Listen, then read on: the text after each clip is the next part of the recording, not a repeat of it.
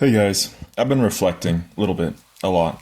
I've been, I've been wondering if pessimism or optimism carries a greater bias. I always wonder that. Before I continue, actually, guys, if you like to hear someone who falls somewhere in between writing shitty philosophical essays, but I also complain a lot about life without much energy, you found the perfect channel. I'm edgy without the angst. So go ahead and subscribe, or don't, just listen. And I've decided to start calling my videos on reading, writing, and failed rhetorical skills depressimism. See, I don't really have the energy to work myself up into an epic rant. Not like other people, they do it way better. And I'm not really qualified enough to teach a class, so here I am, somewhere in between. So I'm going to turn your frowns upside down. Not by much, but hey, we can pretend. Anyway, here's an idea. Think about this. If every person, let's say, could take a bird's eye view of their entire life at any given moment, and they assess all that information, do you think they could affirm their lives? I'll take it further though. If humanity could open a detailed summary of our collective, like our entire existence, what do you think we would say? What do you think it would show? So, your personal scoreboard would say something like, you will live for 82 years. You will have earned $1.6 million over the course of your life. Almost half of that was taxed. Some of it was stolen, and it goes on and on, and it breaks all these details down. And it tells you all the necessities, everyone you've hurt, everyone you've loved, every little butterfly effect you've had. It shows every time you've had sex, maybe a few times, maybe never. Every experience was lacking and forgetful. And it just goes on and on to say all these little details, minute, major, everything you want to look at, it breaks down. All your accomplishments, even the first time you got first place in a pageantry that no one else remembers. So the stat screen breaks everything down for you, and you're able to objectively measure your life. And it makes you wonder how anyone else could put up with it. They look at the ratios. They see everything that was lacking, the good experiences that were completely trivial and forgetful. And then you pull up the global scoreboard and you see that yes, 7 million people had to be janitors, or 100 million people had to slowly die of cancer, etc., etc. So it breaks all of that down.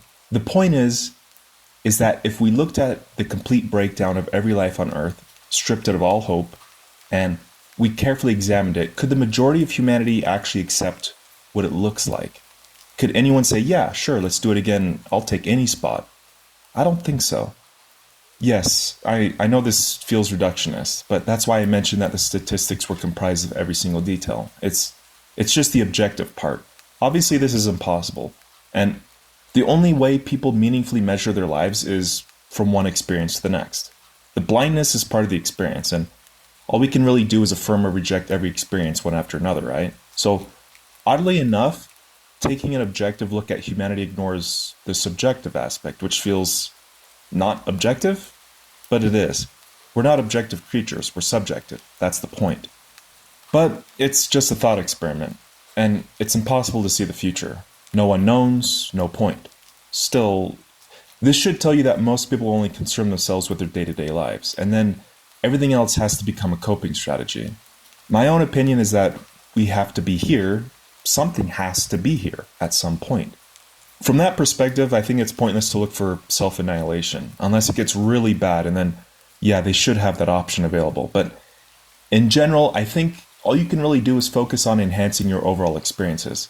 If being miserable wasn't so damn boring, I'd be miserable all the time. So, yeah, even I have to create my own little weird coping mechanisms. Getting down on my knees for Jesus doesn't cut it. That's a bit too gay for me. Not that there's anything wrong with that, but just don't be closeted about it. Anyway, let's not pretend Jesus also didn't have a foot fetish. It's time to stop pretending, guys. It's time. I might hurt some people's feelings here, especially if your last name is Peterson, but I'm guessing that's probably no one listening to this video. But guys, you know that meme with the kid about to burst open because he can't hold in his opinion, he's got that veiny forehead? Okay, that's me, but I can't go 5 minutes without mentioning some pretentious philosophical bullshit. I can't help it. So I did warn you guys, here it is. You have optimists that fall in love with idealists like Dostoevsky, or rather, they fall in love with his ideals. But you're not going to be saved. No, I'm sorry to break it to you. People need to believe that, or they just collapse into despair. But that's not really the issue, though. Again, we all need coping mechanisms. And, well, what about me? Well, basically, I'm a bored, lazy coward and I project it on everyone else. The problem is that I hate other people telling me what to do. I really hate it. But I also can't tell myself what to do. It's it's like you hate people, but you also hate being lonely, and it's hard to say what's worse. There is something liberating about brutal honesty. You guys should try it. Really, seriously.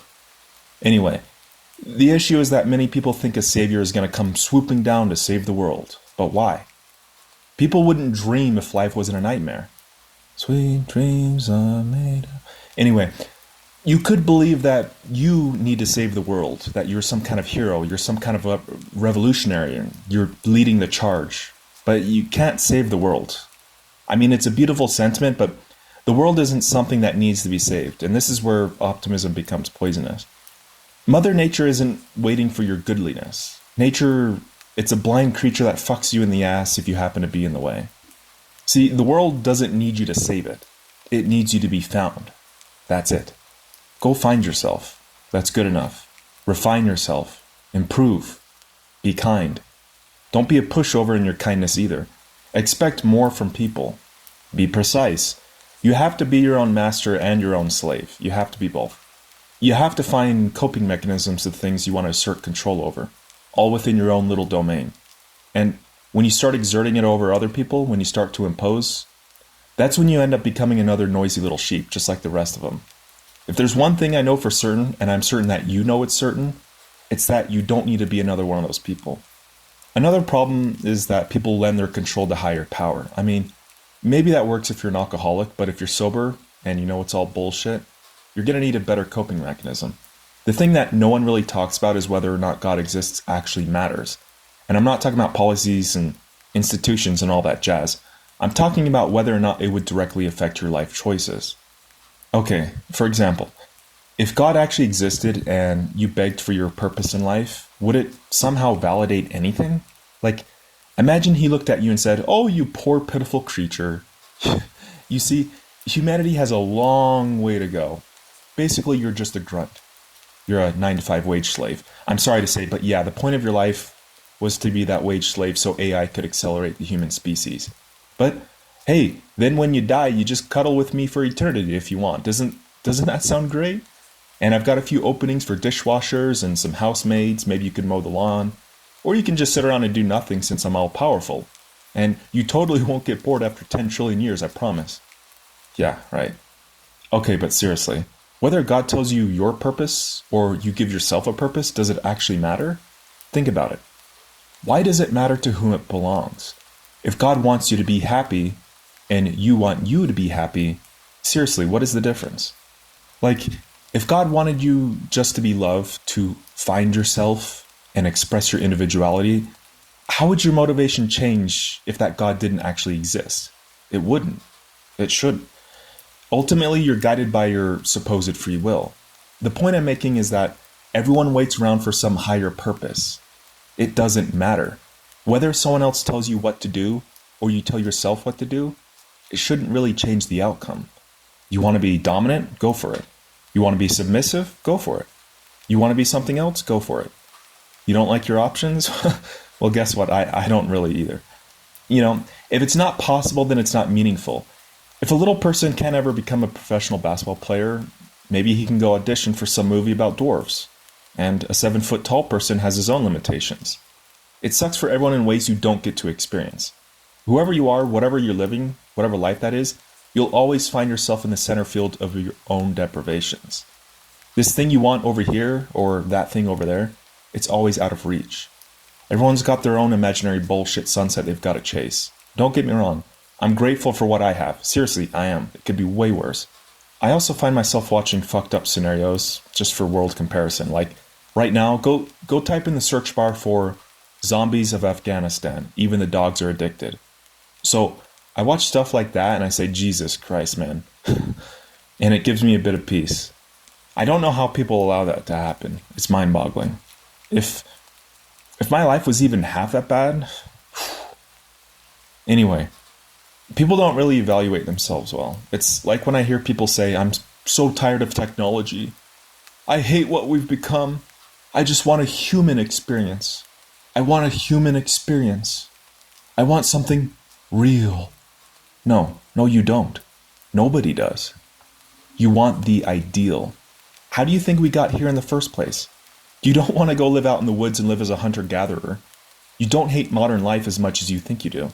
You just haven't found out where you belong. Most people don't find out where they belong because they never find themselves. Cheesy, I know. But am I wrong? No one actually really thinks about this or talks about it. We don't fall in love with anyone. You fall in love with the idea of falling in love. Most people think they want the object of their desire. You need to realize that what people truly crave is the intensity of the wanting itself. It's like a lens through which you experience your own reality. That's why we need ideals. It makes reality less dull. And that's why people get bored of each other. When your ideals confront reality, you realize you were always wrong. If you truly wanted a human experience, seriously, here's an idea. Go sign up to work in a fucking coal mine. Go stand in a crowded area with a bunch of strangers being pushed around. See, what you really want is an ideal that can almost manifest itself, but not entirely. And when that disappears, you want to go chase another ideal. Experiences are just exhausting, but ideals are interesting. One of the main points I want to make from all this is that you can't avoid symbols altogether. It's impossible. Just choose which ones control you. Now, I'm not saying some lives aren't worse, but go do something interesting at least while you're alive. And seriously, why do you want to impress other people? Why do people want this? Why? You really want to be in that position? You want to be a sociopathic freak like Elon Musk? The most powerful people in this country are greasy fucking shit stains involved with Jeffrey Epstein. It's also lonely being at the top, even if you are a good person. However lonely you feel right now, it's even worse when you realize people only want your money. I think Robin Williams said that the only thing worse than being alone was other people making you feel lonely. I don't really know that side of the fence, but hey, I'll take his word for it. Anyway, it's a big club and you don't want to be in it. I mean, do you actually want to be that guy? Here's another thought. If you could press a button and wake up in a position of power, would you? I mean, if you were able to skip all the bullshit and wake up with a good chance of being a corrupted shit smear, would you? No? Then don't worry about being rich or famous. Just kill that idea right now. Flush it down the fucking toilet where it belongs. You're probably hoping to be the good guy in the middle with just enough leisure and influence to make a difference. I mean, that is a nice idea. That's what I hope for, I'm not going to lie. I wish I could retire tomorrow off $10 million, a smart, beautiful, loyal wife. Yeah, that sounds good. But even that's a bit ambitious, isn't it? I mean, you're still fucked by the government. Poor people hate you.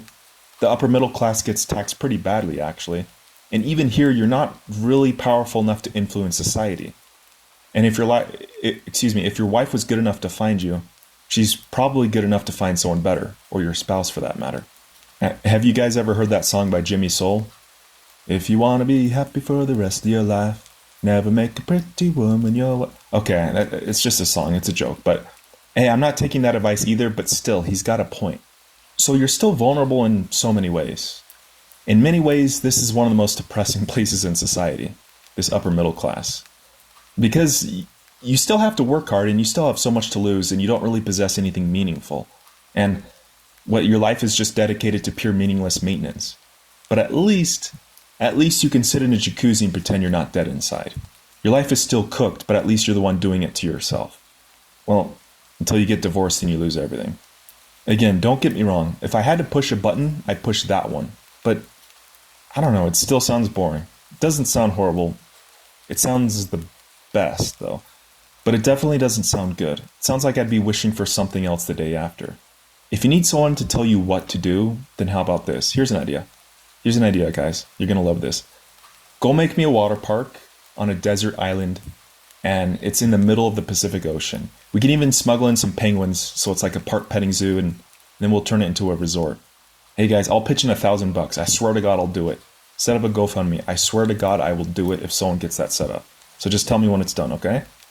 Anyway, I think I'll wrap up by saying that if you're done with the modern world, trust me, I feel that way too. But think about it this way. You died last night. Today you came back to life. So just go do something interesting. If you don't know what to do, write a song or a poem or make some art. Show me. Send me a link. I don't care. Or get started on that water park. Seriously, I swear to God, I'll do it. If you can do that, you can start creating your own little master slave mentality and start creating something cool. So the main point is keep yourself busy, guys. The moment you stop to think, you're already doomed. It really comes down to that. Time time is valuable because depending how you use it, it'll kill you quietly or aggressively. So just let time assassinate you so you don't feel yourself being cooked alive. That's my advice. Anyway, not much else to say here. Just want to make sure you guys are all set for next year and you're busy. You're not doing anything stupid. So take care of yourselves, be safe, and I'm making a little miniature Zen garden in my room next week. It'll keep me busy. I don't need it. I don't even know if I want it, but we'll see how it turns out. So go do something pointless like that, all right? Take care, guys. We'll see ya.